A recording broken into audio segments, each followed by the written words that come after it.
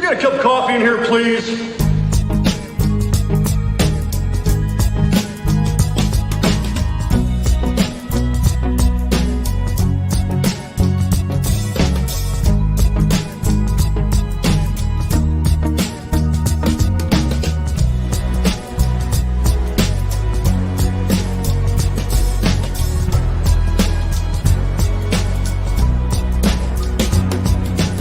Damn good coffee and hot. Wake up, America. You've got a dog that needs walking. That's right, sunshine. Just put on a big pot of strong coffee and get ready to type your little hate mail with your opinions about kumbaya and flat earth insanity. Stand-up comedy? You want stand-up comedy? Well, we've got sit-down comedy. It's time for Coffee with the Dog. You make me laugh. Not a day for laughing. No laughing. No laughing allowed.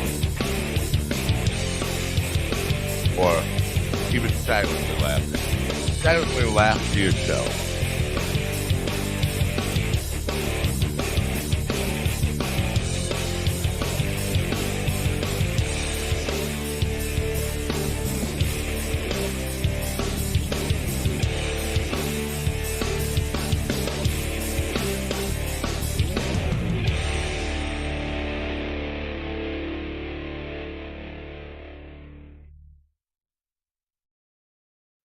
We have no... Wow, that was weird. A little bit of a delay of entering the studio there. Anyway, good morning, folks. It is Thursday, December 14th, 2023. Hope you're having a wonderful day wherever you are. It's kind of a strange day, a strange time for me, going through some stuff. Willie gets on me for saying I'm ready to die. Now, I don't mean I want to die. My friend Phil texted me this morning. He's in a tizzy because last week that's his words, in a tizzy. I would never use such a phrase. Last week we were out talking about death and dying. And just as a joke, I asked Siri how long Phil has to live, and Siri said 11 years. And so Phil's I'm sorry, Siri. I'm not asking now. Siri, how long do I have to live? You don't know. I didn't get that. Could you try again? Yeah, Siri, how long do I have to live? Hey, Siri, how long do I have to live? I found this on the web. She found this on the web. How long do I have to live? Anyway, so it said Phil has 11 years left, and Phil's a little upset about that because 11 years goes by pretty quickly. Coincidentally, 11 years ago today, I lost my best friend. My best friend, Leo, passed away on this day. I remember being in the hospital room, and Sandy Hook was on the television, the Sandy Hook shooting. Really dark day for me. But I have to say, I'm looking back at, because, again, in kind of a funk. I would not call what I'm dealing with clinical depression, by the way, even though I did last night. I was in a kind of joking way to my wife. I said, I think I'm going through a clinical depression. Not that. I'm just in a really funky, this time of year mood. I hate December. I hate the holidays. I hate winter. And it gets me down every year. So I was feeling that way this time last year. And my memories came up a year ago today doing the show. And I start off by ranting about everything that was going wrong in the morning, and also the fact that I had been sucked into a job. Yes, you heard me right, a job that I hated. And I did not even want to take the job. Here's what happened. Back in August of last year, I was asked to do some consulting work on a film project. That led to coming in and working with some video editors and working on some projects on the video side, which then the supervisor quit suddenly, and the CEO asked me to take it on, and I have difficult saying no, like a prostitute or a whore. I just can't say no sometimes when I should say no, and I didn't say no, and I got sucked into a full-time job, and I hated it. I hated my life. and I woke up that morning and spilled coffee grinds, according to what I just watched me say last year. Spilled coffee grinds all over the kitchen floor while I was cleaning that up. So, because if my wife found one coffee grind on the floor, she would hang me. So I was making a thorough effort to clean up the coffee grinds. While I was doing that, I spilled all the coffee all over the floor and had to rush in here like wet with coffee and ugly coffee grinds on my hands to start a show. Anyway, and then complaining about the job that I had to go to. So in retrospect, this year's better. That's the point it took me. I was struggling to get to. It's a better day today than it was last December 14th. If that makes any sense to you. So you got to do a little comparison every once in a while and say how fucked up were things and are they getting better? Obviously they're getting better. They don't feel like they're getting better. I look at the world.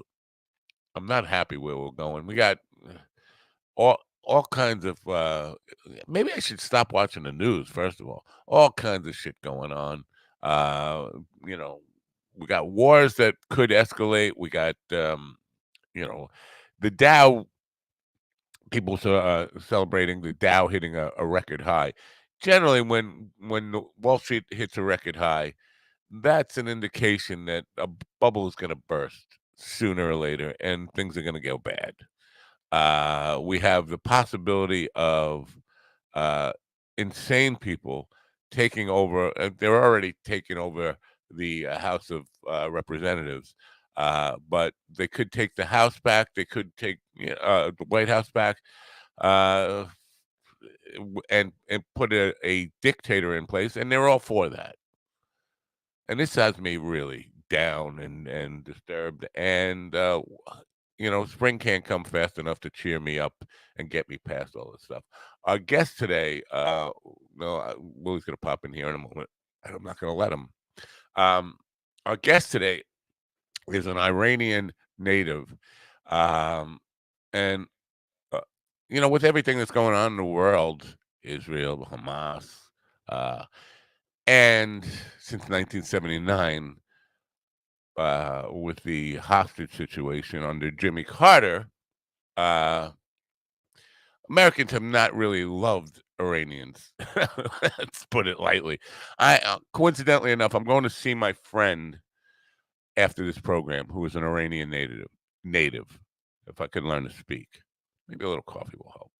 I'm going to see a friend who is an Iranian native, and oddly enough, a MAGA guy. And it's hard to reconcile this. The idea of being someone that MAGA people despise and hate and have the wrong idea about, and then becoming one of them. It's like, I'm going to join the people that hate me. Yeah, I'm gonna align myself with people who want me dead. Suffice to say, I'm in a funked up place. A funked up place, I say, not fucked up place, but it could be fucked up too. But it's funked up, and I can't wait until springtime. And I know it's a long way away. It's over 100 days away before we actually hit the first day of spring. But March 1st, I might start feeling a little more optimistic. But when it comes down to it, I don't want to die, but I wouldn't mind being dead. What does that mean? I'm afraid of dying. The experience of actually feeling the pain of death. But I wouldn't mind being dead. I wouldn't mind turning off everything, turning off everything and just going to black. I know that's not what you want to hear first thing in the morning, is it? I'm a downer for you. I'm a downer for me. Believe me. But it's just, maybe it's the season. Maybe it's just the time of that we're going through and the experiences of the world right now. But whatever it is, fuck this world. That's all I have to say. Yeah, I'm just looking through my memories. There's nothing else significant other than the things I talked about. Like realizing that last year I was complaining more than I am right now. So that means things are looking up. Hey, how about that? Let's see if Willie's audio is fixed. Willie, how's your I audio? think so. Yes. I think it's good. Now, how do you got to write down what you do to make sure that it's always good? No, right? Well, it's so one of the other things I did, I took the extra step of like deleting some because a lot of the problem I think is that my storage is too close to full, and when your storage is really full, it gives you that warning that not all your functions are going to work. Right. And I think it seems to be so I cleared some storage and then I restarted my phone and then I came in. So, I think that was kind of the key. Yeah. You know So what? When you get your laptop, maybe things will be better. yeah, And I think it'll be a lot better. You look really did you upgrade your camera? Because you look a lot more crisp and clear today. did not. I fucked with the lighting last night, and I thought I Maybe fucked that's it what up like it I is. was too shiny. I'm way too shiny. I I need my mean, makeup artist. Come in and yeah, I give me was a gonna little. say a little powdering and that'll go right away. Yes. Good morning, GD. Yeah, you better let Morning. him do his thing or he's gonna explode. Well, He has to let's do his just- coffee thing. Yeah, let's pick a promo. Pick a card. You pick a card. Ready? Oh, nice. Any card. Pick a Mind card. Any Dog card. Coffee. I'll have what she's having. Mind Dog Coffee. Oh, you saw my. Did you see my post? Hey, listen. No. If you're gonna say that, listen. If you knew anything about comedy, you know that you got to do an orgasm before you do that joke. Well, here's the thing. Okay. 5 minutes ago, I posted. I was talking about my memories on Facebook. I was going through my memories, and there's a memory of a girl playing a guitar, and she looks like she's coming on every note she plays. Listen, And I said I'll have what she's having. No, literally, that's just the luck of the draw. That's literally what. I mean, I have. All right. Good. Yeah, that's great. That's a good thing. I mean, but it's a coincidence. If you believe in coincidences. Can I? And also, Matt, I listened to your pep talk this morning. Oh yeah. Yeah, and I'm done. I'm done. You got a gun? Yeah, I'm done. Oh. Wow. Listen, speaking of people being done, I wanna extend, and I know how much you love thoughts and prayers. But my wife's father passed away, and she got the news this morning. So if you could keep her in your thoughts and stuff, she could really. Will do. use Will some do. loving energy her way. Do we have a name? You know what? Now that Dale was his name. We Daryl? didn't talk much. Dale. Dale. Yeah, and he hated me, so we didn't talk much. They were estranged also at the time. I can't believe anybody hates you. Nobody hates Willie. Listen, nobody with any sense hates me. I'll tell you that. You're a very positive dude. I can't imagine people hating you. Really, I'm being I serious when I say appreciate that. You know what? And you know what? I'll say this though. Jerry, you met Jerry. He's been on the show. Yeah. He and I had a very good conversation yesterday. He's like, I don't think everybody hates you as much as you think. I think you misperceive some of the things that happen. And I was like, you know what, Jerry? I appreciate you saying that because I fully accept that there are definitely times where I could have misinterpretations of how people mean things or whatever, and maybe they don't mean them as the slights that I take them as, See, now you just said everybody, and that makes me think there are more people than just this one person, which is Dale, who we are saving some prayers and thoughts for. But there's a multitude of people who have, according to your mind, what you tell yourself, have bad feelings for Willie, which is a surprise. Yeah. Again, I could see how people might not, nobody is loved by everybody, but I can't see anybody hating you. You're too positive, dude. I mean, you don't do anything that's not going to hurt anybody. A little Willie goes a long way. You know what I mean? Yeah, you need a better gun than that. A little plastic Nerf gun is not going to scare anybody. You don't think so? Somebody that's been I'm willing to bet already. you that if I, a black man, and with long hair, walk down the street, and somebody is going to say, "There's a black man with a gun," just like that little kid with the air pistol in Cleveland. and they're going to shoot me down. That's why I don't leave the house with this. I don't know. I probably disagree with you there. I could see if you painted it black or even dark gray. I'm painted black. What else? Yeah, he's painted black. That's the only. But the part gun sticks out like looks like it's made of bubble gum. Yeah, but they don't. Right. But all they need is half a reason. Yeah, that's it. They don't need a whole reason. In the words of Metallica, you know it's sad but true. Yeah, but in the words of what's Tracy? What's Tracy? Chapman. Yeah, Chapman. Give me one reason, not half a reason. Give me one reason. Not give me you're talking about Tracy Lords. Okay. No, Tracy Chapman. GD's gonna be singing, "Give me 3 steps, give me 3 steps, Mister, give me 3 steps." Not on my worst day. I will never sing those people's songs again. Really? No, I stopped in high school. Who? What? Lynyrd Skynyrd? Yeah. Really? Okay. Yeah, I stopped singing. I stopped because of the flag. That's part of it. Yeah. You got is that you've got a white stripe on your shirt, or is that the sunlight? No, that's the sun. That's the sun. That's pretty cool though. It's a good effect. Yeah, the sun moves around. You know, I don't know about your neighborhood, but my neighborhood, the sun moves. No, and when it does, it changes. You sound like a flat earther now. The sun does not move. Well, it does. It does move. Okay, it may be imperceptible to us, but the entire universe is moving. But in my neighborhood, the sun moves more than in most other neighborhoods. Have you guys switching gears? Have you guys had any experience with people from Iran? Yeah. You have? I mean, yeah, sure. Yeah. You know, you really? Yeah. I'm been to a hookah bar. So when I was in 1979, I was on RA for a dormitory when the hostage situation came across, and one of the kids on my ward was Ward. Yeah, I guess it is a ward.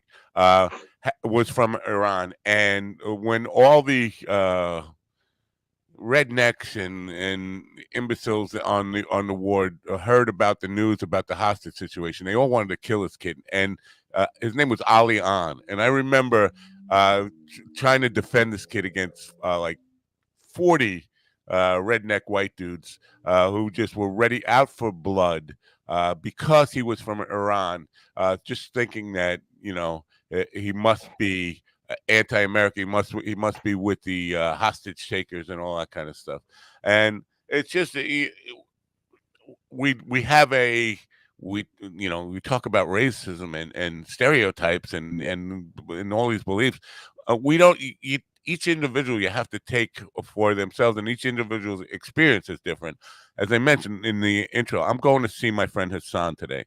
Now, Hassan is from Iran, from a wealthy family in Iran. I'm not sure he's ever really put in a full day work anywhere in his life. He has a rug shop, but his father is loaded.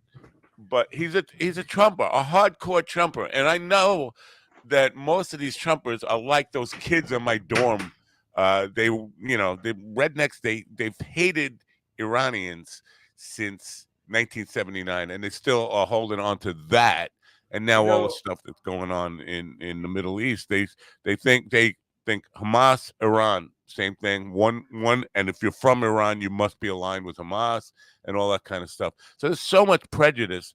My guy is a Christian Trumper, which that doesn't, you can have your own prejudices there, plenty. But it's just, he's from there. His sister's from there. They're here. They have businesses here. So I guess the point I'm making is you can't just paint everybody with one brush, and you don't know about people from another land until you actually meet them as individuals and talk to them. Right. And that's what we're going to do today. Our guest today. All right. Yeah, well, I'm going to play a commercial first, but I wanted to kind of set that up because she has written a book about, the struggles of Iranian women. We don't even pronounce it right here, and I don't. So I think there's a lot to be learned here and I hope we can do some good and kind of bridging some understanding about getting to know people from other places and cultures and things like that. What kind of commercial do you think I'm going to run? Not the long, slow one, please. Yeah. No, not that one. Probably never playing that again. It's beautiful and funny, and you'll never play it again. I don't know. Right. Daily High Club has another special today, which I hope you will take part in. It is a Bongs and Bubbles special. It's a $29.99 special for $100 value of Bongs and Bubbles. I don't know what the bubbles part of it is. Well, once you blow into a bong, it's going to go. I don't know. I don't use a bong. But anyway, for people who do use bongs, check out the Daily High Club. With humble East Coast beginnings in 2015, Daily High Club is the premier destination for glass water pipes, vaporizers, and consumption accessories. If you're looking to elevate your smoking game to the next level, you're in the right place. With over 1 million top quality smoking products sold, and with a growing base of over 10,000 monthly subscribers worldwide, we deliver the ultimate smoking experience. But Daily High Club is not just another retailer. We're lovers of the smoking scene ourselves, working with giants like Tommy Chong, Snoop Dogg, Chanel West Coast, and more. Ready to join the Daily High Club? Let our experts curate your collection with our awesome El Primo monthly subscription box. Or grab one of our fun and unique pieces from our smoke shop. Get started today. Visit minddogtv.com and click on the banner on the homepage.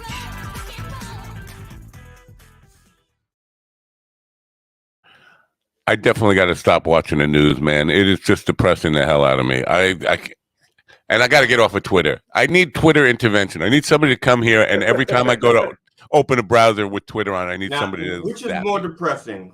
Which is more depressing? Watching the news, listening to one of my comedy sets, or watching the tears on Willie's eyes when he sings? Between December 1st and March 1st, listening to me is the most depressing thing you could do. But I think people will back me up that once springtime comes, I become a much more positive and happy person. It's just this time of year. It's not just seasonal affective disorder or whatever you want to call it. It is just I just hate these. I need to move to I go to Australia, the Southern Hemisphere. I need to go there in November and come back in like April every year. And then you're just assuming that the people in Australia or New Zealand would want you there. Yeah, no, I could. They may have standards. I'm just saying. They may have standards. I'm just saying. I've never been to the airport. All right, I'm going to defend myself here, saying that I have 4 people in Australia who love me, so that they have a strong vote in. How many people in Australia love you that you're not paying to love you? That's all. I'm just saying. And maybe like Jerry Irby says, maybe they don't love me as much as I think they do. So there's that. Dr. Afarin, man, I'm going to butcher her name, and I apologize in advance. Afarin Belisario is a native of Iran, and I hope I'm even saying that right, who received their PhD from MIT and dedicated her career to bridging the gap between cutting-edge technology and the marketplace. Her unique perspective and background places her squarely at the intersection of technology and society. In addition to an extensive portfolio of business and technical articles, she has recently embarked on a new career venture. Her latest project, The Silent Whispers, is a novel that unfolds in the earliest 20th century in Iran, and it comes out in spring 2024, so I don't have a cover yet, but please welcome in Dr. Belisario. Good morning, Doctor. Good morning. Good morning. I actually have a mock-up of the cover, but I don't have a way of showing it to you. But yes, we are in the final stages of production of the book, which is a romance about an unconventional Iranian woman who plays stars and climbs trees and writes to a non-Muslim boy. So totally unconventional during a very tumultuous part of Iranian history the first 2 decades of 20th century. Wow. So good to be here. Now, United States and the Iranian relations were very, very different in the early part of the 20th century, right? Correct. Yes. They're Now, actually very good because Iranians loved Americans. Americans were very benevolent. They had missionary schools and hospitals. But so what we are taught, and then you probably know this, but what we are taught about is the Shah was a puppet, an installation of the United States, and that's why relations were good. Basically, Iran was kind of run by America, or at least it had to do whatever we told the Shah to do. Yes. no, well, he was a prophet, but it's more complicated. You mentioned the Hamas-Israeli conflict and how nuanced and conflicted that is. The relationship between Iran and the United States are even more complicated than that. But I mean, it's that's one of the reasons. I mean, you mentioned the hostage situation. I was a student here and about to be graduated, about to be, and I wanted to go back to Iran before all this happened. But when revolution came in and then when the hostages were taken, then I didn't want to go back, obviously. And, right. there were lots and lots of great people in the United States who were very kind and very nice. And there were lots and lots of people who were not very kind. Yeah. So it was an interesting time for me, an interesting time for many other Iranians. I obviously had a good career, have, a reasonable life, a good life, a very good life, and I am, very grateful for that to America. But as you said, the relationship is complicated, and that's one of the reasons that we need to look at the history and look at it with an open eye, as you said it, and not only look at it as in the political viewpoint, which I have studied after, but also from the standpoint of people's perception. Perception is reality. Again, you mentioned the gentleman, an Iranian gentleman who is a Trumpist, and it's complicated as whatever that they say. Again, I shouldn't say that more and more, but there's we have a lot of different interests. Part of it has to do with our own personal, part of it with the society. And, going back to the Shah did some good and some bad. Yes, he was definitely a puppet of the United States, but it's not always, I mean, the United States didn't know, if you look at the CIA and the unclassified CIA document, they didn't know what's going on in Iran. So even though they were saying something to Shah, they didn't know the realities of what's going on in the field. I remember in December 1977 when Jimmy Carter was in Iran, and I was sitting in our house. Our house was in central Tehran, not far from University of Tehran. My father was a university professor. So I was sitting there, and there was a explosion of a bank not far from where I was. And then, you see Jimmy Carter going out there and say, oh, this is an island of peace and stability. And, all you can do is laugh, because there were just really so much misunderstanding and not even opening their eyes to what was going on on the ground, in the field. And again, at that point in time, even then, there was so much goodwill that there could have been some better understanding before revolution, because of the beginning of the Iranian revolution. It wasn't Islamic. It became Islamic after the hostages. Right. Khomeini manipulated the whole situation. He staged that. He is a beautiful theater for those who were just watching. So for the rest of us who were little puppets and little pawns in this game, wasn't so much fun. But yes, it is a nuanced relationship which still going on and will continue for a while. So Jimmy Carter went to blow up a bank. I'm sorry. Jimmy Carter just Shocking news. That's the story we're telling. That's So my how- take. So how do you pronounce your name? No, he didn't. Nah, I'm kidding. You No, heard it here, folks.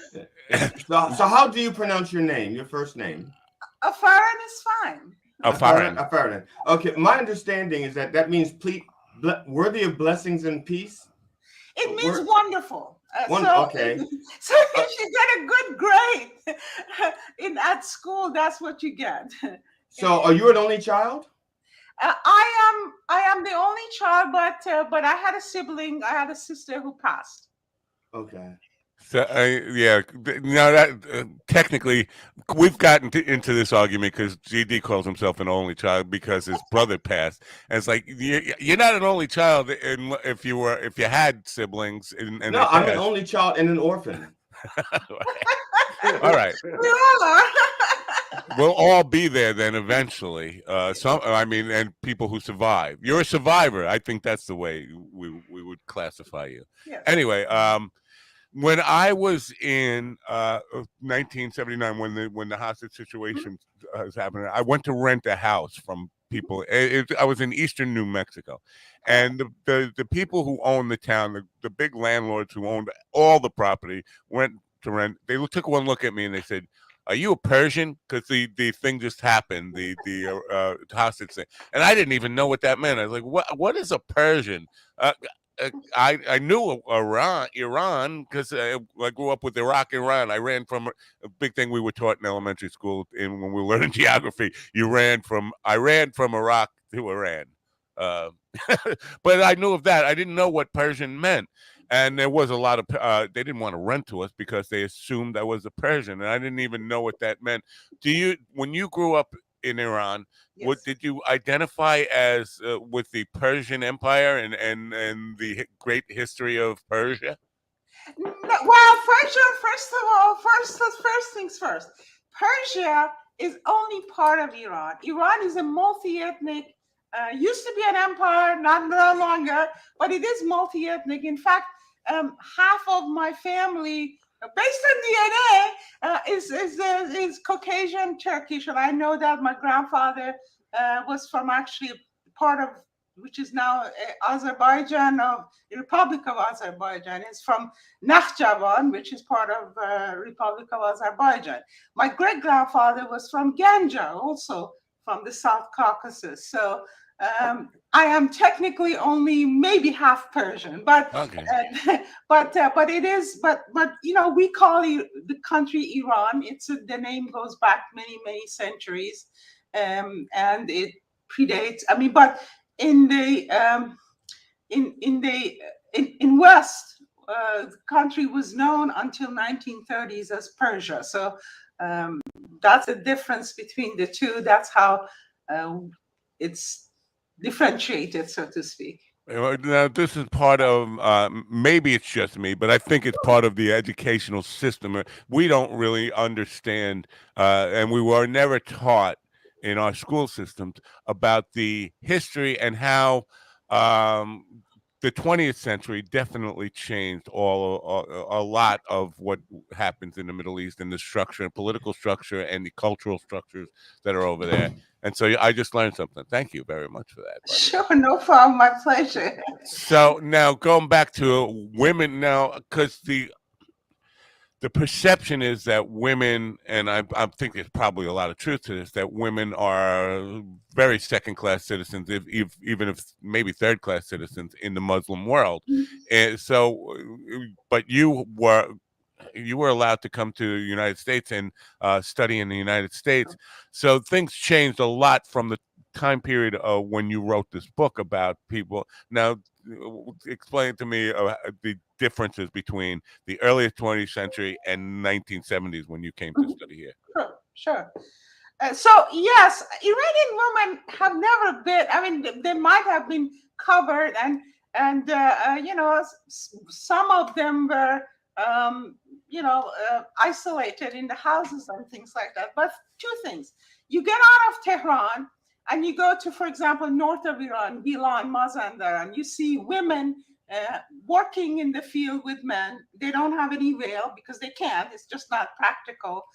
So in in the tribes and in the outside of Tehran and the working women societies, women had always had to work. I mean, if you have to go to work, you have to go to work, and then but upper class women were obviously put veil on, and they were in, well, I wouldn't say harems. Not everybody had a harem,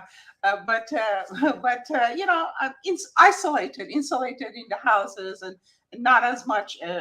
Society of women were very separate from the society of men. But Iranian women have never been really like fragile little dolls or whatever, especially the vast majority that have to contribute to the life of the family. But what happened around the end of 19th and early 20th century is that women started trying to educate other women. I mean, illiteracy was rampant in Iran, especially amongst the women, and they started having these little societies that would, for example, start a school for kids, for children, for young girls. They started, saying, "Oh, children, you can't marry a 9-year-old. You can't marry, So they started being much more active in early 20th century. They participated in different ways in Constitutional Revolution of 1905. And again, a book alludes to that. Women helped revolutionaries. They even went out and marched in the bazaar, which was everybody just as a hit from them. These are brazen women. These are heathens, whatever. But they always have been somewhat politically active. In 19 after. They were, for example, the one of the things that the Pahlavi regime did, and which the father of the Shah, Reza Shah, did for Iranian women, was a little bit force them not forcing women, but forcing men to be respectful of women's rights. And he was not particularly a feminist, neither was Shah. There are two very interesting interviews with the Shah about how misogynistic he was. But they did, under the pressure from the Americans and the Western world and internal pressure from women, they were given lots and lots of freedom. We went to school, we went to university, we wore miniskirts, but there was a lot of differences between girls who grew up in upper middle class and middle class and basically the more traditional parts of Tehran. I always mention that my family was kind of split. We were good with each other, but they were split. My grandparents had a house in very traditional parts of Tehran, south of Tehran, in Wazir Nizam Alley, which was my grandfather's house there. And this was a very traditional part of Tehran. Even when I had to go there, I didn't wear a scarf, but I had to wear something longer and be sort of more modest. Right. Upper Tehran, north of Tehran, women were, all kinds of fancy clothing, and we really didn't have. I mean, we would go to parties with boys, we would go to restaurants, so it was movies, all Western movies. So it was very, very a big chasm between South and North Tehran, and that was sort of symbolic, because you see, it's symbolic of how divided the society was. Part of the society was living still in the 14th century. Part of the society was in the 20th. So wow, 14th is going back a ways. There one line in what you just said I'm listening to you, but I keep going back to one line you said in the middle there that like I'm not going to be able to let go. You said they couldn't get married at 9. You couldn't marry a 9-year-old, and yeah, thanks for backtracking to that one. Yeah, so glad that. So does that mean you could marry a 10-year? Yeah. Does that mean you can marry a 10-year-old? I mean, was 9? No, what the line that in the back in the time of 1905, people and intellectual men, because there weren't any women in the parliament, intellectual men and women were fighting for 13 at 13 as an age of marriage. Wow. So I mean, even that was a struggle. And then 13 old enough for me, those kind of guys. You know what I'm saying? So then it became 16 in the 1930s. And it wasn't until 1960s that we had like 18 as a legal age of marriage. So right. It was not, and it was a different. The other line that you said that sticks in my brain and is not going to go away is this idea of forcing men to respect women. I don't think you can force it. You can enforce it and then kind of do some, we think I mean, how do you're on trial for disrespecting a woman or something like that. But if you do that on an individual basis, you're still not affecting societal change.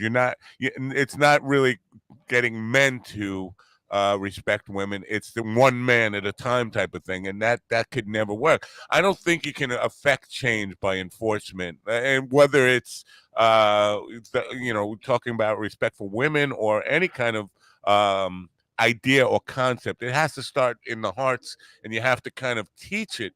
So that it doesn't surprise me that would fail. This attempt to enforce people to have a mindset. I just want to say, Matt, you should tell the penal system that. What? Mm-hmm. You should tell the penal system that you don't believe that you can force. Oh, I know that. Okay, Willie, not everything is about your penal. Okay, don't make everything about your penal. I'm sorry. Farhan, that's all right. No worries. It's his last day on the show anyway. Don't worry. In your book, The Silent Whispers, it says it's based on some of your experiences. Do you have like some of your friends represented in your book? Well, actually, this is a generation even before my grandmother. But when I grew up in my grandparents' house, I had a lot of interaction with other people who were older and who would tell me the stories.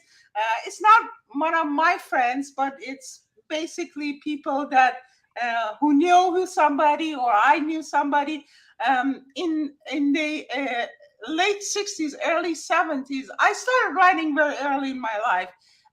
So I had a lady that I was working with who had actually, whose mother was one of the ladies who were very much involved in the revolution in the country, not the early revolution, the constitutional revolution.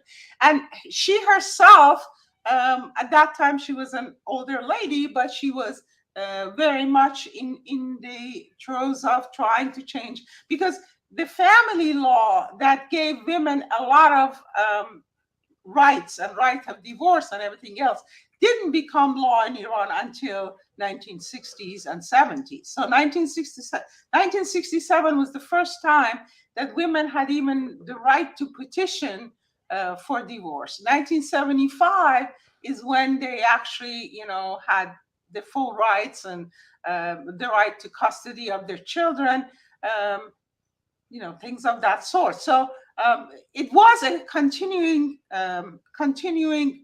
struggle, struggle to get there. And to go back to your point about forcing, I absolutely agree with you. One of the things that happened was that this was unveiling of women in 1937, and this was like an edict. The Shah came in and said, tomorrow women are not allowed to have veils. And in fact, police would go out and and grab their veils and would force them to be unveiled. And for a lot of women, it was actually not fun. It was against. I mean, it's not even. You're going out every day with a chador. Now you're not allowed to wear this. It was just as much of a shock. I know a lot of women who were alive, or they were like grandmothers alive or whatever, that says, I'm not going to go out ever until the veil is back on.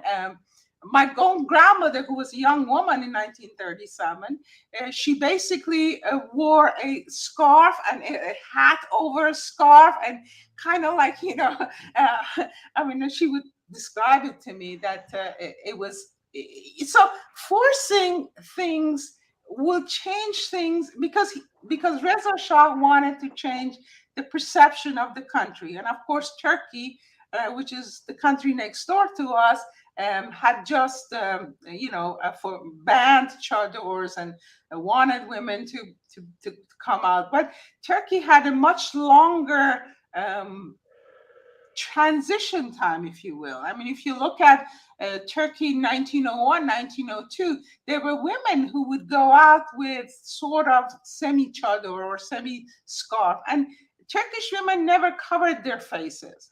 So for them, the transition was perhaps a little smoother, and for men too. And as you said it's a matter of education and changing of the society. And when you force something, you get a reaction, and then reactionaries become very rigid in their thinking.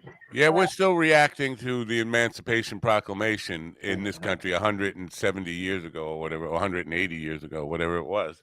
So I understand that, believe me. But it's interesting because you brought up Turkey, and I have some acquaintances who are from Turkey, and they are. If I were to judge the entire country by the few people that I know from there, it would be very negative. I mean, the men are still living in the 18th century, 17th century, or whatever. Think that women should be subservient and all that kind of stuff. But even my friend's grandmother, who comes over here, and he was married to a Christian woman, an American Christian woman, who now they're divorced, but she used to lecture his wife at the time, about being subservient to the grandmother from Turkey. So I guess the point I'm making is we can't. I mean, just because I know several people who all line up and seem like they're all like so I could draw the conclusion that everybody from Turkey is represented in these few people, and that's the danger, I think, of knowing, thinking we know when we haven't actually experienced it. Right. With that said, because there's a lot of prejudice right now and misunderstanding about what really is going on in the Middle East, and a lot of people think they know. In America, people who have never been there, people who have no idea what the difference between Palestine and Hamas is. Do you have? I know this is a long way of getting to this question, but are you optimist? Do you have optimism for ever establishing peace in the Middle East between Israel, Palestine, without the complete destruction of Hamas? Can there ever be peace over there? Well, I'm an optimist, and I always, in Iran, we say the darkest part of the night is always the beginning of the dawn. So it's so the darker we get, maybe we get closer to the light. So I'm an optimist. And the reality is that, in Middle East, in the long tradition of different religion living side by side, maybe once in a while they had some conflicts, but for the most part, for millennia, they all lived together in the same area. So I'm sorry to interrupt, but what somebody told me was for 1,000 years there were peace between the Jews and Muslims in the land that is now Israel until 1946 or 1948. Probably. I mean, I'm not a historian, but certainly there were lots of peace. And I think that if I mean, what we are having there, and I'm very afraid to see the same polarization in this country, is that there is polarization in that part of the world.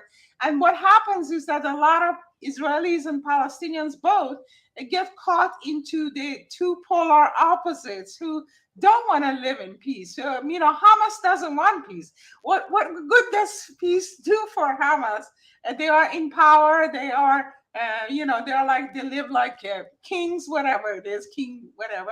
And then in Israel, you have a very right-wing government who is political, power base, doesn't want peace. So you have, it's not that, and then in the middle, people suffer. It's not easy to live in Palestine today, but you can also argue that you can't live easy in Israel today. I mean, or Mississippi or whatever. So just I think that I am hopeful. I'm very hopeful that at some point, cooler heads prevail.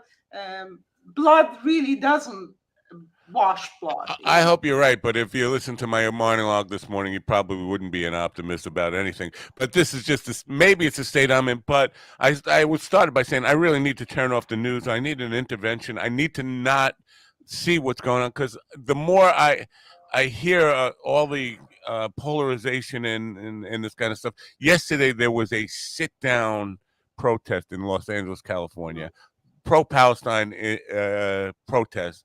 And I'm thinking, why in Los Angeles, California, are you protesting something that Los Angeles, California has no power over? If you want to make a difference, get yourself a plane ticket, go over there. If you think you can make peace by protesting, see how well it goes over in Gaza. Go have a sit down in Gaza.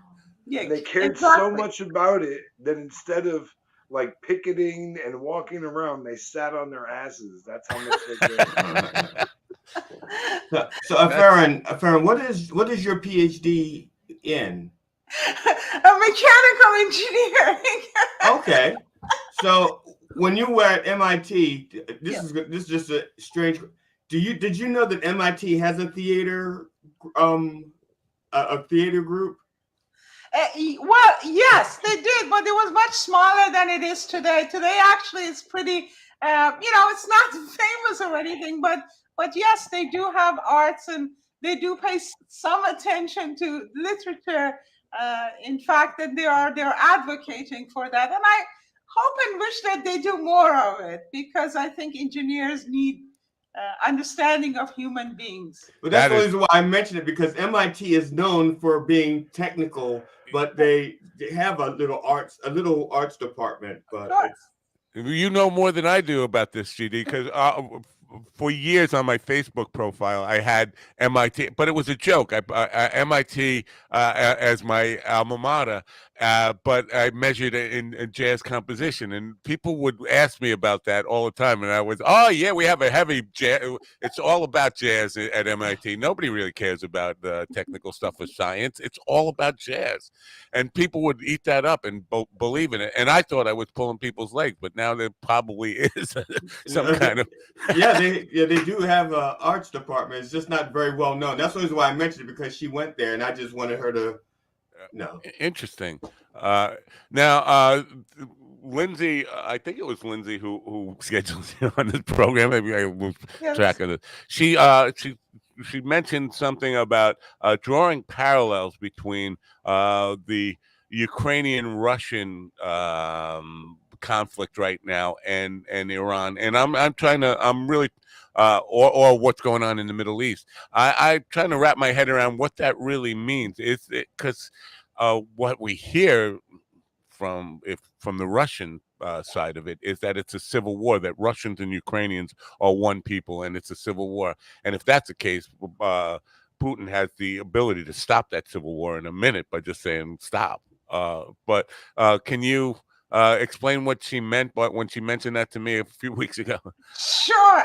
Well, see, Russia is not a good neighbor, and we know that we have been Iranians have been The bold stance. a neighbor of Russia, and whenever Russia doesn't like something, I think the parallel goes back to the fact that in the early 20th century, as I said, some Iranian nationalists, they wanted to reform the country. They wanted to bring modernization, technology, democracy, whatever. And Russia didn't like that. So Russia went and took over northern Iran. I mean, they have some pretenses, very similar to Ukraine. And as I said, it's a big Russian bear.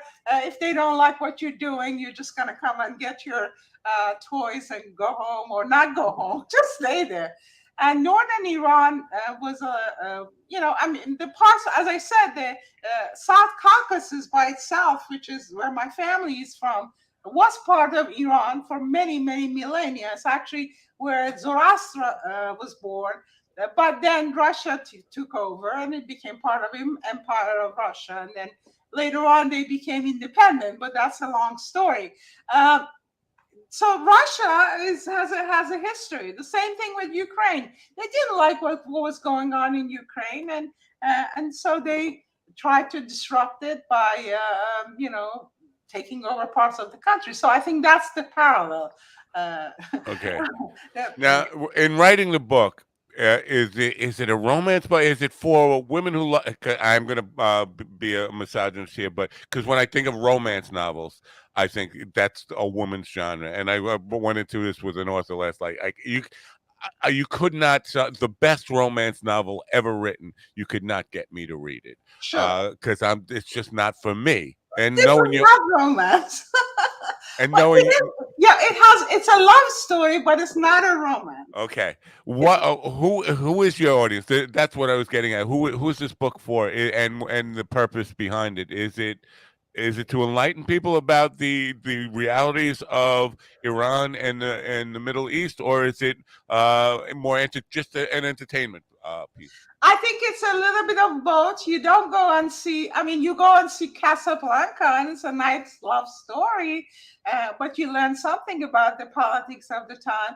So the idea is to immerse people in a hopefully engaging story. So it is first and foremost, I didn't want to write a history book. I wanted to write something that people would love to read and be engaged and read it, and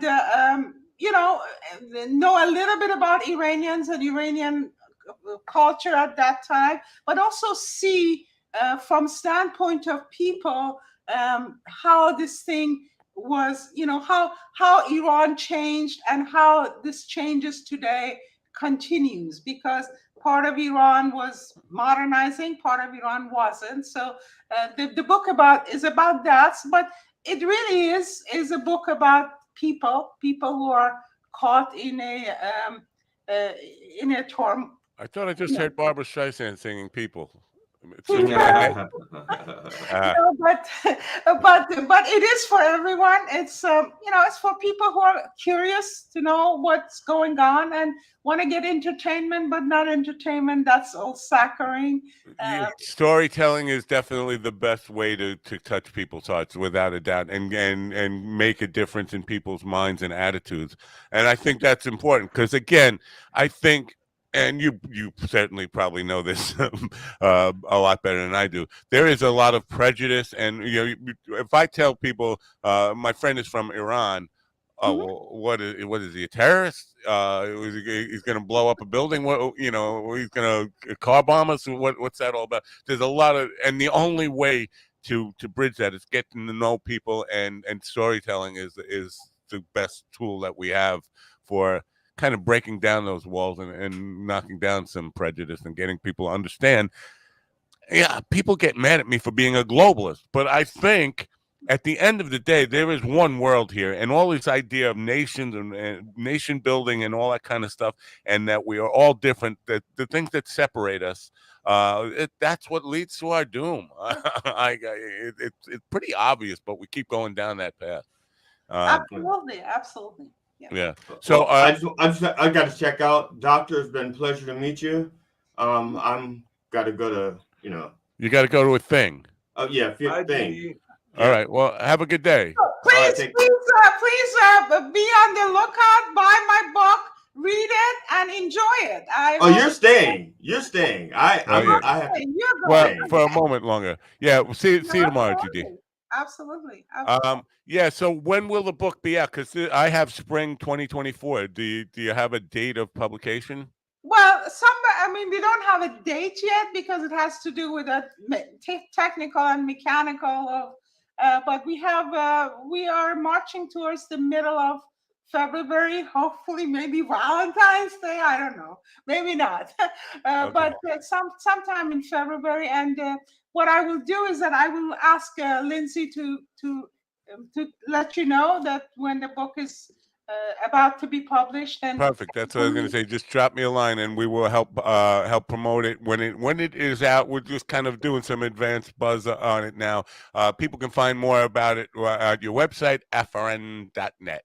Correct. Okay. Or the book is going to have a website as of next week that people can sign up as well. It's silencedwhispers.com. Okay. Last question about this now. What is the significance of the title, Silent Whispers? Well, a lot of things that and I'm sure there's the same thing other places too. People whisper, oh, he's whatever, having an affair or whatever, and about taboos. And taboos, of course, the number one taboo is love and sex and sexuality of different people, whatever, and love in more different forms between a man and a woman, man and a man, woman and a woman. They're all taboos, and people whisper about them, and these whispers are very dangerous. Yeah.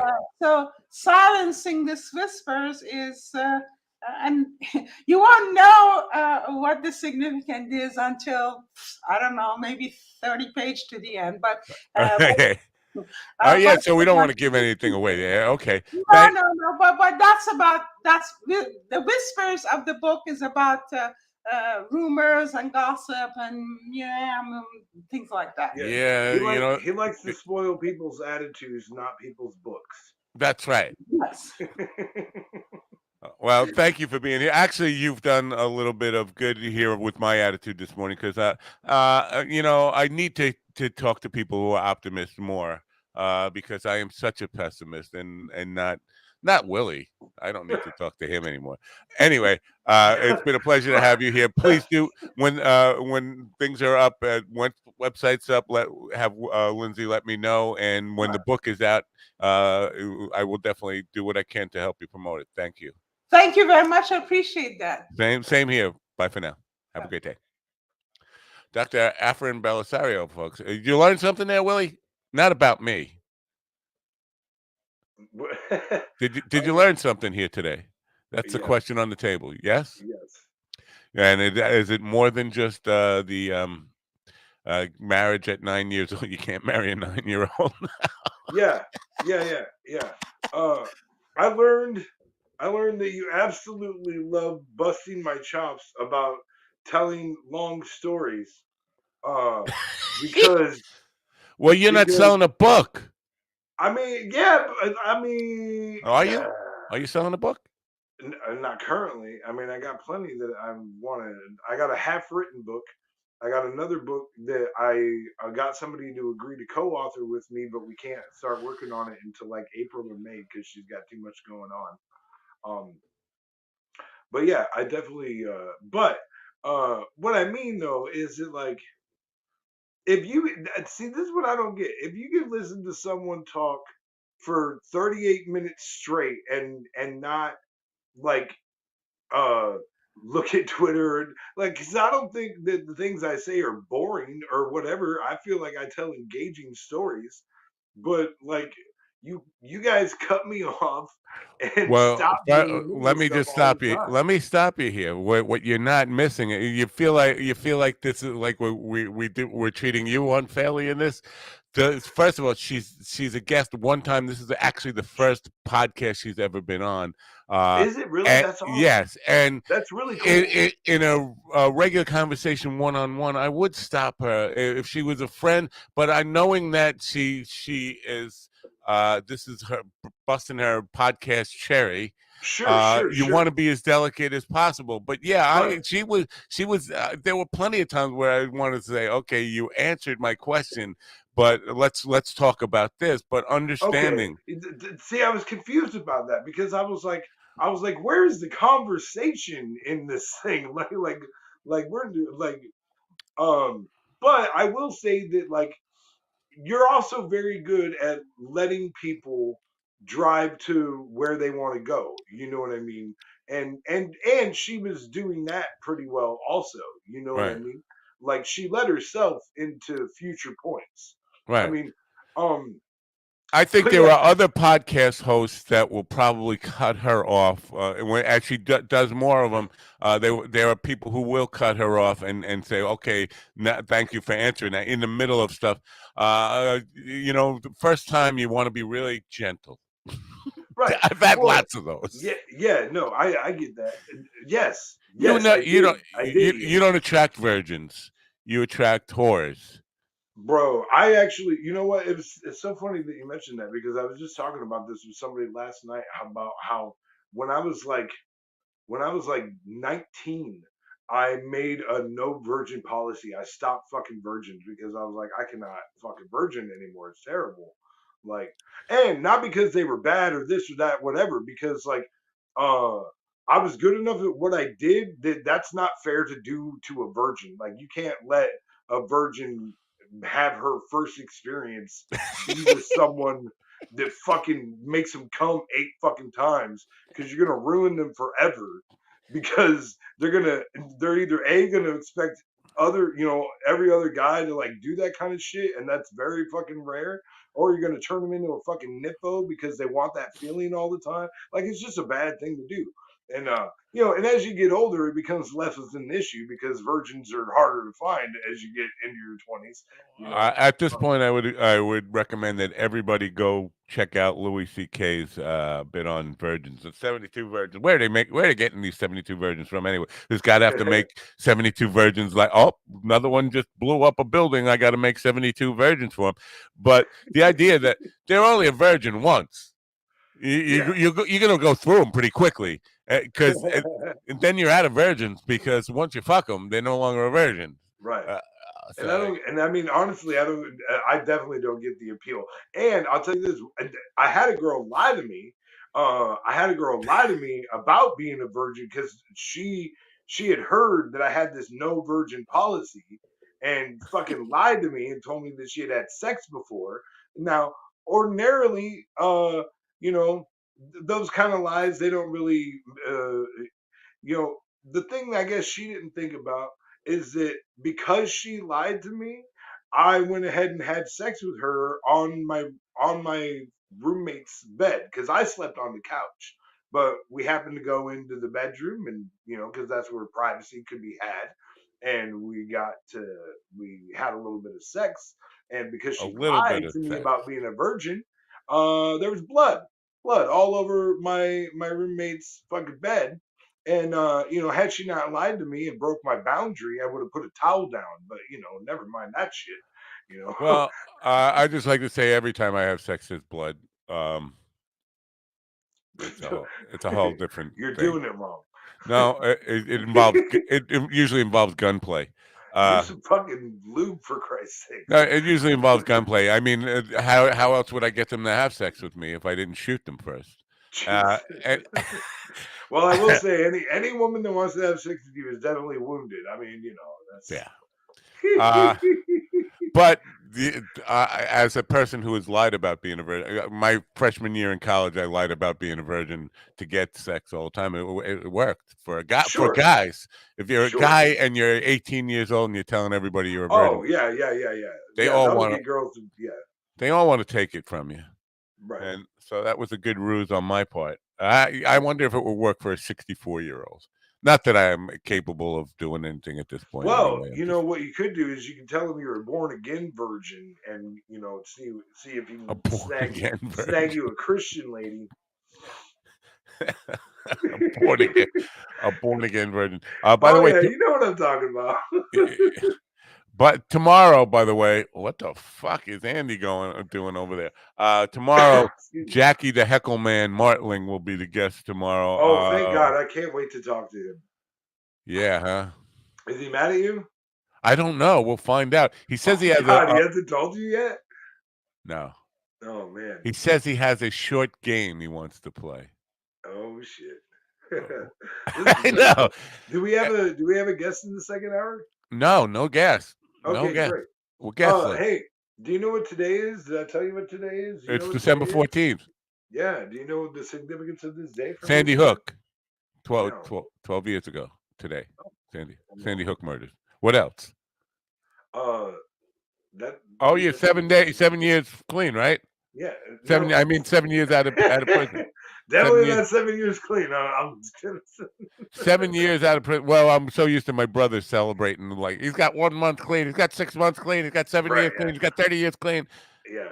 But yeah, 7 years out of prison today. 7 years ago today, I was released from prison. Wow, congratulations. Now, what does that mean for you personally? What I mean, other than you celebrating a milestone, do you get any kind of new privileges or does it do anything for you? No, I've already been off parole. I got out. So when I first got out, I was supposed to be on parole until March of 2022, but I actually got off in September of 2019. So I got off like 2.5 years early almost for good behavior because like my whole time on parole, I had zero incident, like zero detainers or violations. Like I never had like trouble once while I was on parole. And the only I did have some hot UAs for marijuana, but like they didn't really, you know, I think they on that month they took my good time away for that month. But like they never really tripped about it after that because that was like all I did. And I think what they were waiting to see is like, oh, okay, he smoked some weed. Is that going to mean that he's going to go and do meth or heroin or whatever, you know? And as soon as they found that weed was the only thing they were going to find in my system, they're like, all right, well, I guess he's all right then. Yeah. You know what? This has always been a confusion for me because there are drugs that, not drugs, things that you can buy in the health store to mask your pee. I mean, you're talking about a pee test for the pot, right? For the weed. Yeah. Yep. And there are people say, well, no, it stays in your system for a month. They'll always be able to detect it for a month.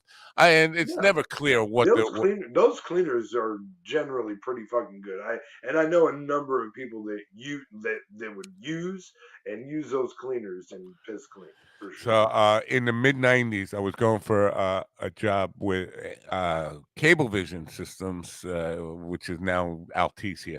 I was going for a job as an executive, and they wanted me to. I was going to be starting it with like $160,000 a year was my starting salary, and I was like, I was pumped to get this job, but I knew I had been smoking weed right up until like even on the interviews I was smoking weed before going into them, and I knew they wanted me to take a piss test, and I was all paranoid about it. I was like, this is going to kill this golden opportunity for me. My brother had been clean. He'd been going to AA and he'd been clean for years. So I had him pee in a vial for me, and I kept it in my shorts, by my balls to keep it warm. And they and they're gonna send you in the room to, and I was getting ready. I was putting the thing down my pants, but I for some reason I put it up in the car on the dashboard for a second while I was like, and it tipped over, and all the piss went into the vent. And, now I got piss in the vent of my car. So every time I turn on the heat, it's gonna boil the piss. Oh God.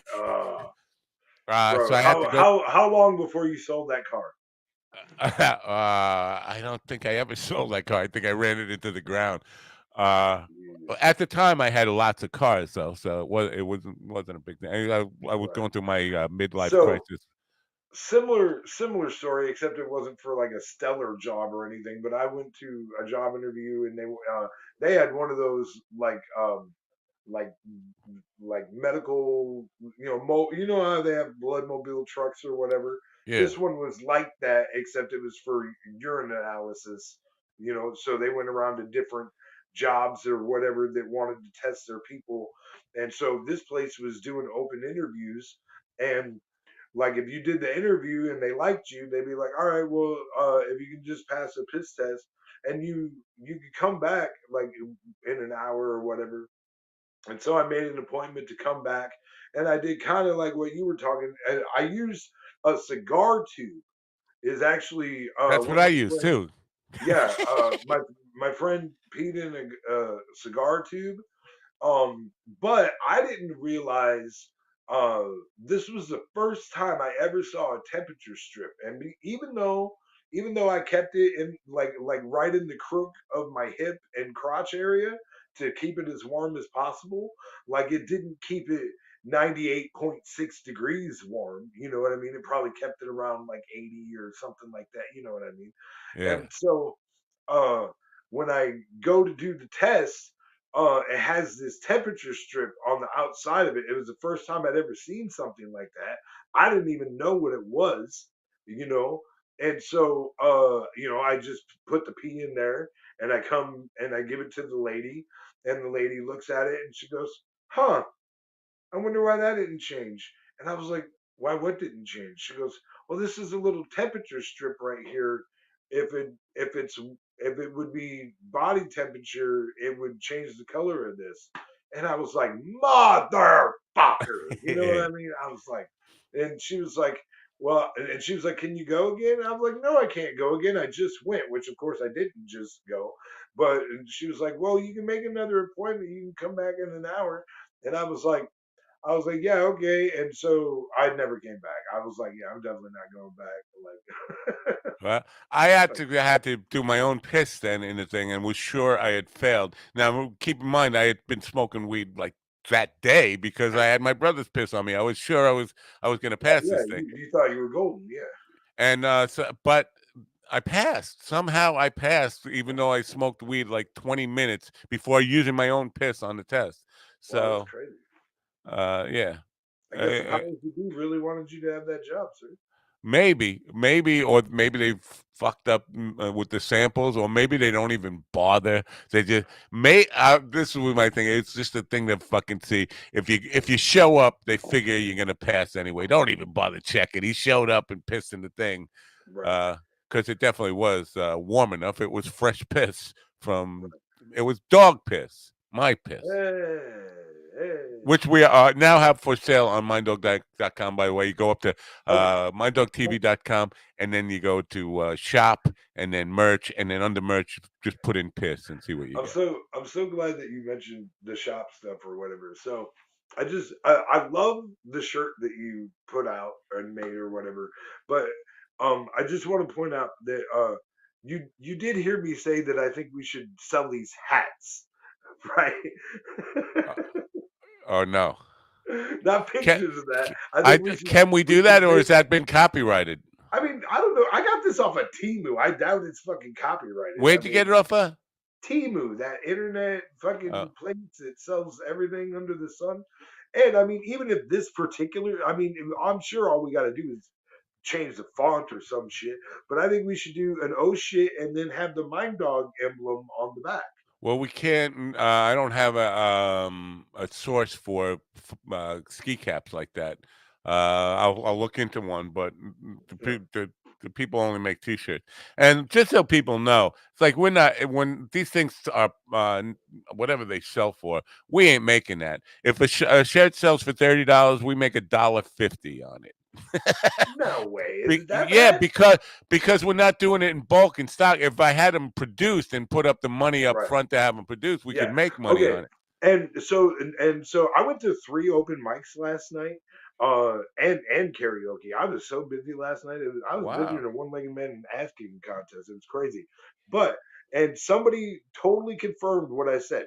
Um, dude, if I had these hats on hand, like depending on what we get them for, dude, like I could sell these like fucking hotcakes. I guarantee it. Like Now, and I've never seen anybody selling hotcakes, so maybe I'm just wondering about that. cliche. When they say sell like hotcakes, I've never seen hotcakes really going that quickly. And You've even if never you been go to to a pancake breakfast, like no, if you go to a house of pancakes, half the people getting bacon and eggs.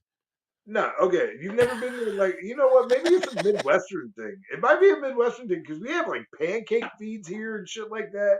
Oh Like yeah, we don't dude, the even have Lions, Waffle Houses here. yeah, when the Lions organization does their annual pancake feed, like they literally cannot make those fucking pancakes fast enough. Like it's ridiculous how many fucking pancakes they go through. But Wow. you know, now that you know, I never thought So they about it. do It sell might be like a hotcakes. regional thing. Yeah, I mean, Turns out hotcakes sell like hotcakes. yeah, they really go quick. But so like, cause I was at the mic and I went outside after I got done singing to have a cigarette, and there were two guys out there, and the one guy was like, "Dude, I really love that hat." And I was like, "Yeah, I was just telling my host that we should make them." Um, and I was like, "Dude, if I had these on hand, I bet you I could sell these." Like he goes, "Yeah, dude, I'd probably buy one right now if you had one." And I was like, "Damn." You know, like we really need to make this happen. See, the thing is, I don't want to make custom ski caps. Let me see, custom beanies. Put your logo or design on winter hats. Uh, I'll see what the pricing is like this. Yeah, like Uh, you have to how, order 48 minimum. okay. Uh, Yeah, but I mean, we should probably have like 300 at least. you think? Oh yeah, I bet you I can listen, dude. Oh wait, these are bands, not beanies. Let me go. There's got to be beanies here. Oh, beanies, knit beanies. Uh, so you have to order again 48 of them Right. minimum. And I don't know I where they would cut venture to say 4 dozen. the more you order, the I'm sure the cheaper it gets. Probably the more you order. See, You know what I mean? and then you got to deal with all the fulfillment, which is shipping it and all that kind of stuff, which is really just black. Let me see if like 300. Yeah, and so it's a total layout of $1,819 to order 300 of them 300 of with the them. logo on it. Oh Um, man. and then So you got to deal with the shipping and all that kind of stuff. But I know you're going to you sell them at like open mic night or gigs and yeah, stuff. yeah. But then you got to deal with all that stuff. Believe me, I've gone through this shit with the band stuff. We ordered like thousands of shirts. I still haven't seen it. Mikey collected all the money on this. I should fucking bust his balls about this. But nobody wanted to be the person that, when at the end of the gig, nobody wanted to be the person to deal with that stuff. It becomes an hour of extra work at the end of the night, being like a retail clerk and all that stuff. And nobody wanted to do it. You know, So we had Mikey's wife do it.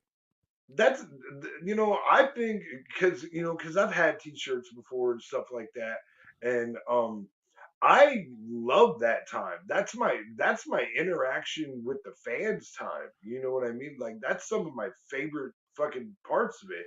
That's I when like people are interacting telling with me, fans. I don't like asking them for money and selling shit. It feels like now I don't know. And this is I'm sure as this is a long as personal thing for me. This is my right. personal bugaboo.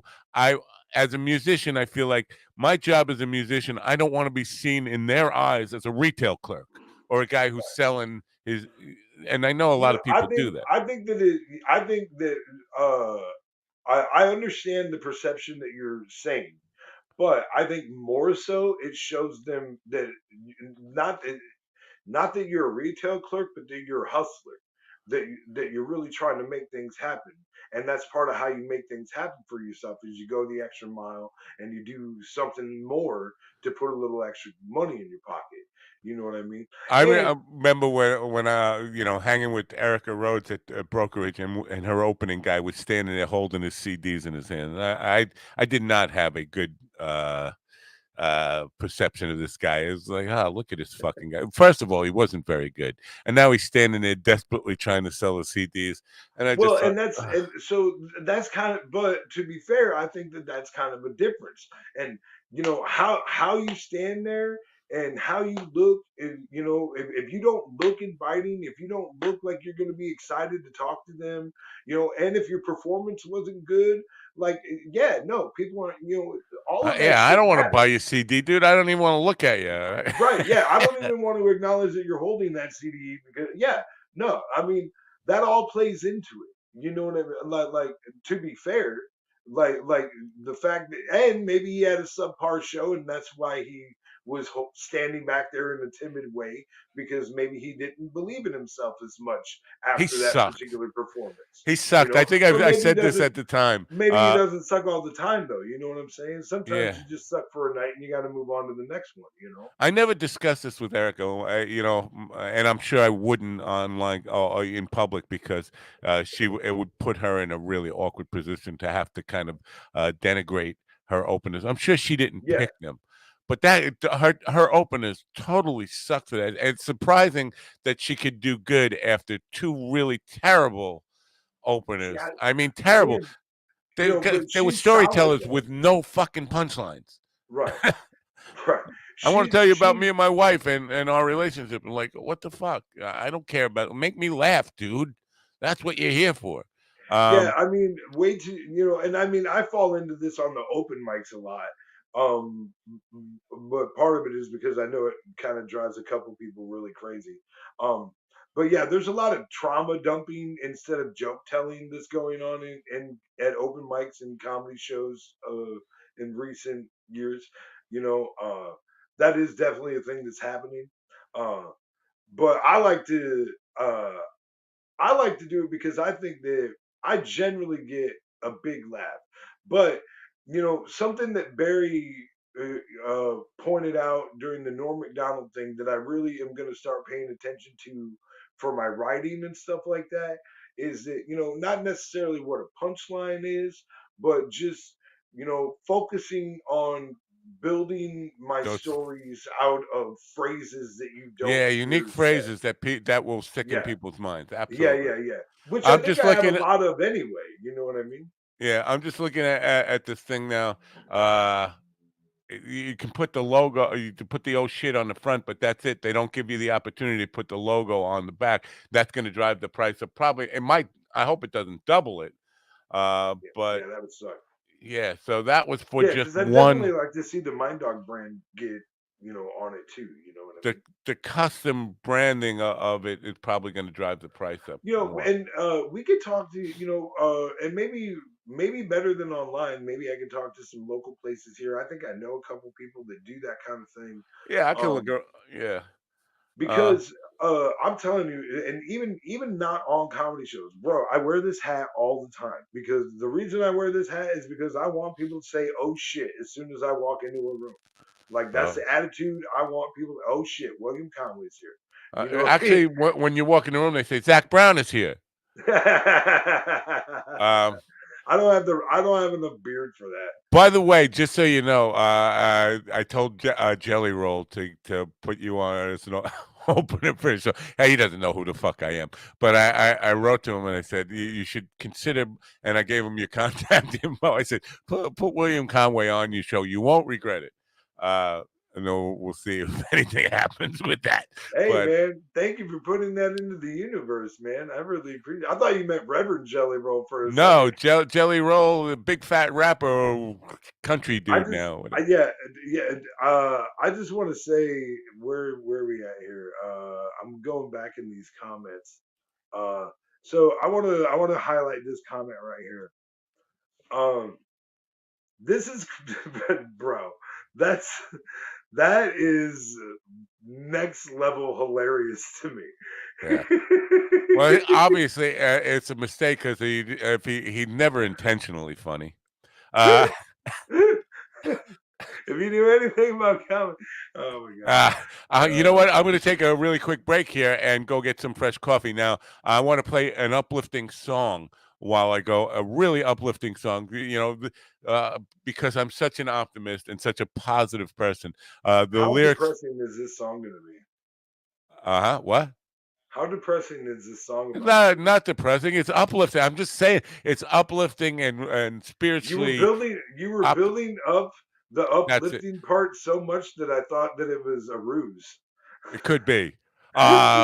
Anyway, I gotta get some coffee, and then I will be a much more positive person after coffee. So I'll be right back. It's only 3 minutes long, so I'll be right back.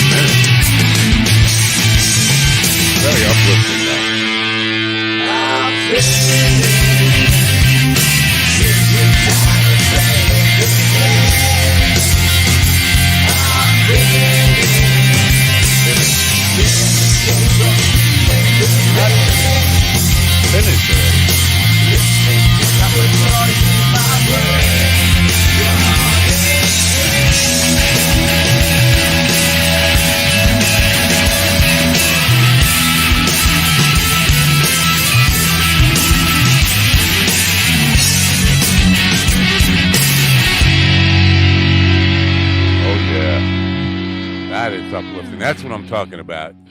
That's what I'm talking about. Put you in a mood for happiness and flowers, springtime. Very uplifting. For Prozac is what it put me in the mood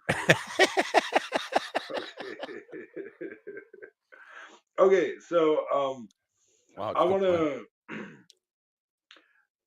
to.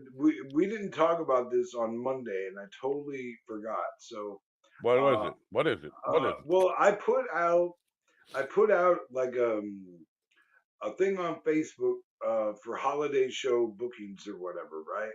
And I talked to John Small about putting a thing together to try and get some like holiday shows for like maybe some businesses or whatever. Now, I'm a pretty crude comic. Like I say a lot of crude shit, and like corporations are not really the companies that are gonna like corporate companies are not gonna hire this comedian for their shows generally because they like to stay, if they get a comedian they want like a safe comedian. But there's smaller companies like maybe construction companies or this that whatever that might like a more rough and tumble comedian that has a more edgy show. and they don't have these big ass budgets that corporations have for their Christmas parties or whatever. So I made up my sheet and I put my price listings on there, uh, and I put it out on Facebook. And two, uh, you know, one of them is actually a hypnotist, entertainer. And he does mostly adult shows, but he does a lot of high school shit and stuff like that. You know how those gigs are. Um, and then the other one was a well-known comedian. Not like household name well-known, but he definitely has a high-functioning career. Makes his living off doing comedy. Both of these guys piped up and said that my prices were too low and that I should raise the prices on that. And one of the guys in particular was like, "Yeah, when you put prices like this out here, it's just not good for the market, because it makes people who see this, who might want to book other comedians, they think that those are fair prices." Can I And chime in here before you go yeah, any sure, further? please, yeah. Tell them mind their fucking business. This is my Oh, thing. It doesn't affect you. yeah. Shut the fuck up. Get off my page. You're blocked. Get out of my. Go commit suicide. You fuck. Well, okay. That's So what I'll I would say say. this for Kellen. Kellen, I definitely felt like his words were rooted in, bro. I want you. I hope that you know that you're more valuable than that, and I want you to value yourself more. I do believe that Kellen came to me in that way. The other guy, I was a little more questionable about because he was the one that said the other thing. I think Kellen really meant it in a way of, bro, you're worth more than that, and you should say as much. You There, know? yeah, but you say that in private, not on your fucking Facebook page.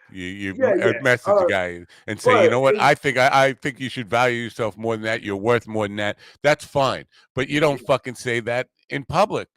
yeah. That's my Uh, my take on it. Anyway, yeah, go no, ahead. I agree. And I mean, listen, the thread is still there. I mean, it's I'm buried in looking my for it. That's Facebook why I'm anyway. trying to find it Yeah, so I I could tell mean, him to dude, go my commit Facebook suicide.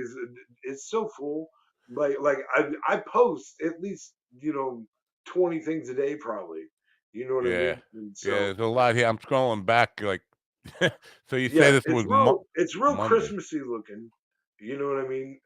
And you'll see me up in the top left corner in that suit photo that I have.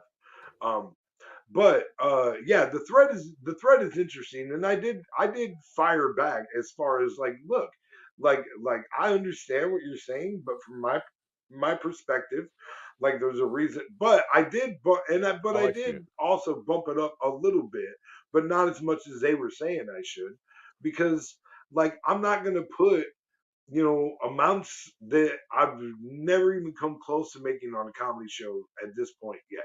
You know what I mean? Like I'm not gonna do that.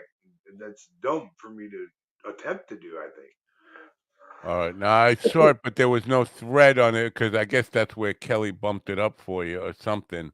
Yeah, yeah. Uh, Kelly shared it on the Cool Kids page or yeah, whatever. yeah. Yeah, but it Uh, shouldn't be too far after that because she shared it like shortly after, I think. right. So I want to say that I agree. There is a oh, here it is. There is a good point to uh setting your prices high. That and I have difficulty doing that. I always have Yeah, um and they brought up good points of self like, doubt about it, but well, yeah. And because somebody could also look at that and be like, well, okay, I have the possibility of two comedians here, and he says this in the thread of like, this guy's worth 300, this this guy only wants 300, this guy wants 1,200. Well, I want the $1,200 guy because he's probably really good, and the 300 guy probably sucks. They might say to themselves, but I also want to say that it could be true that the $300 guy is better than the $1,200 guy, and he just hasn't had enough people tell him that yet or well, believe in that yet. I'm gonna preface this by saying I've never bought comedy. I've never like gone out to try to hire a comedian for a corporate gig or a company gig or anything like that or any kind of event. So I don't really know, but I think name recognition is the first thing. Like if I saw somebody Sure. saying they wanted $1,500 for an hour show, I'd say, well, what has he done? Let me Google the guy, and if Right. nothing comes up, that is going to really impress me. Wow, I'm gonna, yeah. yeah. But I think most of because I know my corporate work. Doesn't I've never booked it on my own. Nobody has ever approached me and said I never got a phone call from Pepsi and say, "Can you come come and do a show for us?" But I have gotten calls from an agent that said, "I need somebody for a Pepsi show. Can I rely on you?" And I say, "Yeah." They're selling it, and they whatever they are doing to have somebody else talk you up and say, "This guy's great. He's worth every penny." It takes it Well, off of people me. do. I don't. I see. I don't like doing my own booking either. I hate it. That's part of why I don't book as much because I don't want to do my booking. Right. I think it's a faux pas to do. I think it looks bad. I'd much rather have somebody else do it. You know what I Well, mean? I think what you need to do, and again, my advice is worth about less than this cup Yeah. of coffee. And I am setting up to do a one-on-one with Barry, just so you know. oh, wonderful! Yeah, I wanted Yeah. to do one of those. Yeah. An EPK, and then I have a list of agents. Now, most of the agents that I know of, they're based in Florida. Orlando, for some reason, is a big place for agents these days, and they're mostly music stuff. But I have talked to one or two. I said and said, I have a clusterfuck of comedians, and if you'd be interested in booking them, I don't know if they've had any experience with that or if it's a special sales pitch that you need for that. Right. But these are guys who sell tribute bands mostly, and they sell fucking. I don't want to name the tribute band. They sell tribute bands and if you know what tribute bands are, and most people do, Yeah. they're just like Elvis impersonators with I mean, a kind of. fucking Yeah. band thing. They You sell know, for I saw $40,000 for a show, an hour and 90-minute that. show. Really, Right. Well, and depending, you know what I mean? I can totally see that. Like, listen, the first tribute band I ever saw, and I've only seen a couple, but I saw Peace Frog at the House of Blues in LA on Sunset, like right across from the Comedy Store. That was one of the coolest shows I ever went to, and it's a Doors tribute band. And John Densmore was the drummer for Peace Frog, you know. And so, like, I was super excited to go to that show, and it was phenomenal. It was probably, in my opinion, the closest thing you would ever get in 20, or I think it was 2003. I think I went to that show. It was the closest thing you were ever going to get to going to a Doors concert at that point. You know what I mean? yeah, Like, and Hairball. Do you know? Have you ever heard of Hairball? no, But Hairball is, yeah, they're a tribute band that does multiple bands. So like they're a cover tribute band that does multiple bands, but they do costume changes and shit like that. And like it is a whole big ass production. You should actually look up Hairball. I think you'd like them a lot, actually. I'm looking it up right now. Yeah, Uh, they're huge around here. yeah, that gets expensive too, and then the profit is not what, but yeah, that helps sell it. With Handball tribute band, dope. Um, most of the bands that I'm talking about are single act, and I know like we have the '60s experience and things like that that are multiple band stuff. I don't know if they do all the ultimate '80s rock. Hairball's '80s rock and roll tribute band, right? These are the guys they do Yeah, several. yeah, Uh, yeah, costume changes and all that stuff. They drive up the value for being able to sell it, not all that kind of stuff. yeah. Yes. You know, I've thought about doing that. I thought about, but see again, it's kind of like you were saying about the Christmas thing. Like I don't want to get pigeonholed into this thing of that's what I do. Because I thought about doing that because like I can sing the shit out of Garth Brooks, I can sing the shit out of Kenny Rogers, I can sing the shit out of Brian Adams. Like I Well, could I was going to probably mention this with the Christmas thing also. This how do I alter ego personality? Change your name, wear something that makes you like ooh, not ooh, I like, yeah, recognizable as who you are. Call yourself yeah. Billy C. Right. Or or something. Yeah. You know that there is a Billy workable idea, I Christmas. think. Billy Christmas. Oh my God.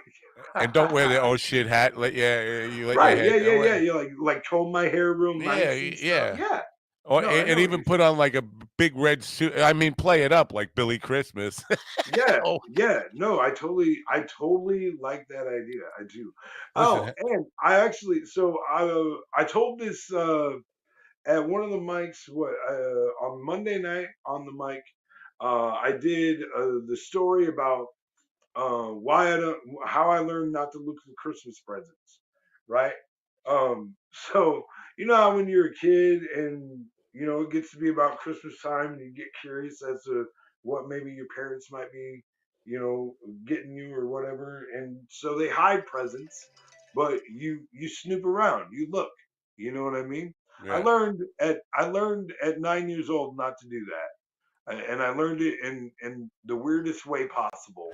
Okay, so I was in my parents' bedroom, and I was on my mom's side of the bed, and I got under the bed, and I see a box under the bed, and so I grabbed the box because I'm looking for Christmas presents, and I opened the box, and when I look inside there, I see something that looks pretty familiar to me. I've seen something that looks like this pretty much every day of my life.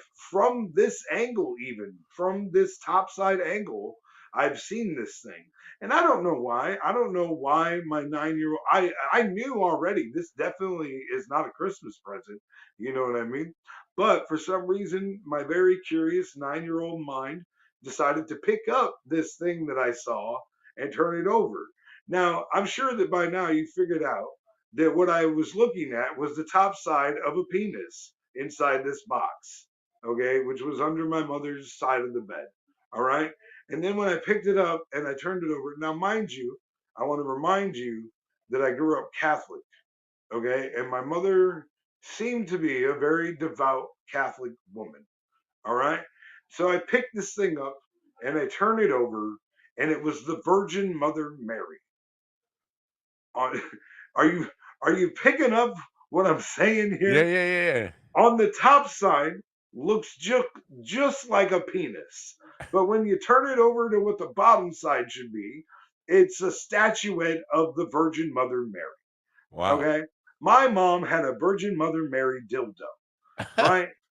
And that raises a lot of questions for a 9-year-old. You know what I Oh, mean? no, for a 65-year-old, believe Yeah, me. I was just like, especially, because this is like 1989, 1990. You know what I mean? Like, I was very, nowadays that doesn't shock me at all because this Put world's a marker bananas. there because that's a real, without a doubt. Yeah, and then, you know, it, and like I said, it raises more questions than anything. And I like to sing Christmas songs or whatever, and so it got me to thinking, like I could rewrite some of these Christmas songs. Like, think about it. I could be like, No, "Did you no, know no, that your no, image no. could Listen, be on a dildo?" see, I am all for controversy and using controversial stuff to promote yourself or get your But name out not there, get blasphemous attention. cost mercy. That's You too don't far. mess with Christmas, man. Don't mess with Christmas. Don't mess with Christmas. We have to say goodbye to Govs. You know what? I'm gonna, even though we're saying goodbye to Govs, I want to